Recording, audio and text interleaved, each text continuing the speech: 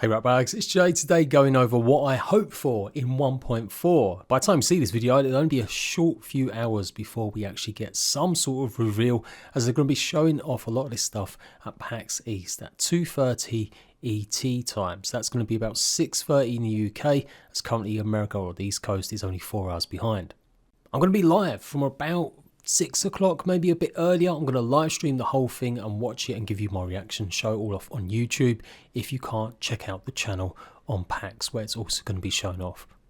Over the years, I've been the #1 source for revealing mysterious stuff that may or may not come to grounded, leaks and cut content. I've pretty much hashed this to death over the years. I feel like you guys surely know about everything from the lizard to boxing gloves to the cut pond content. So today I'm going to just focus on what I'd love to see out of the box thinking, top 5 fantasy ideas or ideas that I'd love to see added to 1.4. And I'm also going to give a breakdown of what I think potentially realistically might happen, some of this stuff if it'll ever return. Leave a like if you find it useful. Remember, I'm going to be the #1 source of ground content once again, with the PlayStation and Switch version on its way and the brand new content incoming. That's all ramping up very soon. So let's go. Okay, so let's cut with the stuff we do think, or absolutely certain, is going to make a return. Because we've seen the Ant Scepter in the teaser trailer already for the Switch and the PlayStation versions of Grounded, we know that the Ant Queen is probably going to be making an appearance. We also know there's going to be some sort of brand new mint two-handed sword. And currently, at the moment, they're the only two 100% confirmed variables. Now, you could argue that the Ant Scepter might end up being made out of just ant parts and not the actual Ant Queen itself. But I do think it's a little bit too coincidental, is that the right word? Well, we had so much info about the Ant Scepter being made out of the Ant Queen parts for it not to be the case. It was literally made from one of the major parts of the Ant Queen, so I feel like that's a sure bet. What is it actually going to do? We're not sure. I think initially it was meant to summon a ant, and we've seen that from the blue images I've shown you in the past from the Unreal Engine.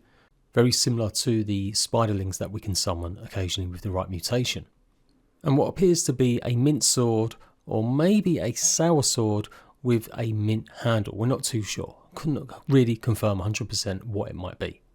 We do know that this door is labelled boss door in the game files, so it's a sure bet it's going to lead to just a new boss fight. But will it lead to a brand new area that we can explore properly as well? Of course, this door hasn't changed. You can go and check it out for yourself. The idea is that you've defeated all bosses on the map, and then only then will it actually open. I think the Ant Queen would be fun if they can get the right kind of mobs, and if it does turn out to be something like that, it'd be epic and amazing. But what if it was a souped up version of the Ant? And I guess that starts off with my first want. I want it to be something a bit different than just an Ant Queen. I want it to be a orc infused Ant Queen.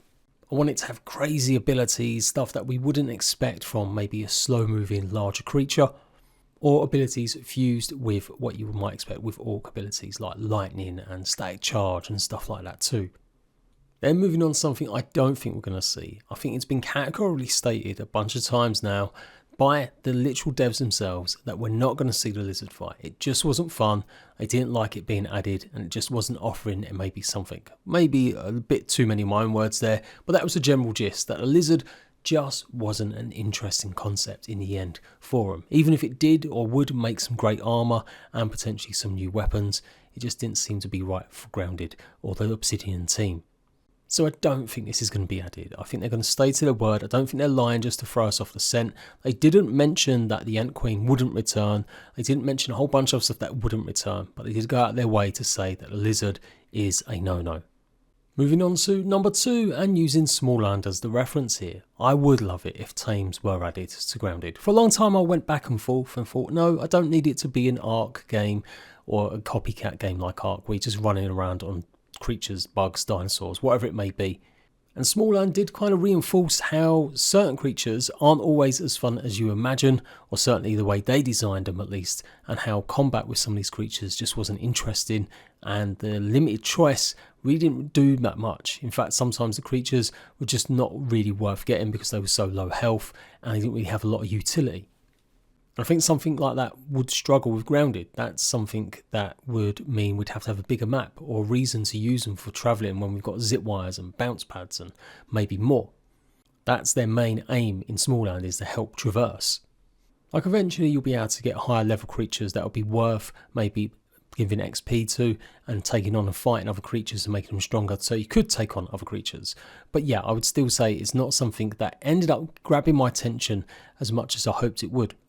So it's a warning, I guess, for Grounded.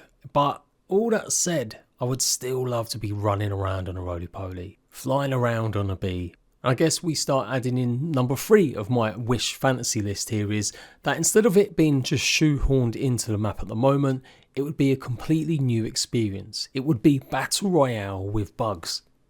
I think it would upset the balance of the game too much if a lot of the creatures with being able to tame them and ride them in Grounded were added to the regular map. But imagine if there was a special built arena where we could ride different bugs and have battles with them.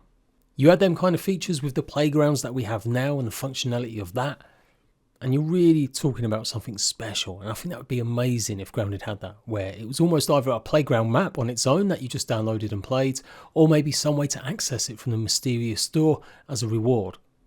The devs have often answered questions about tames and said they'd be a cool idea, but it'd be on the list of maybes.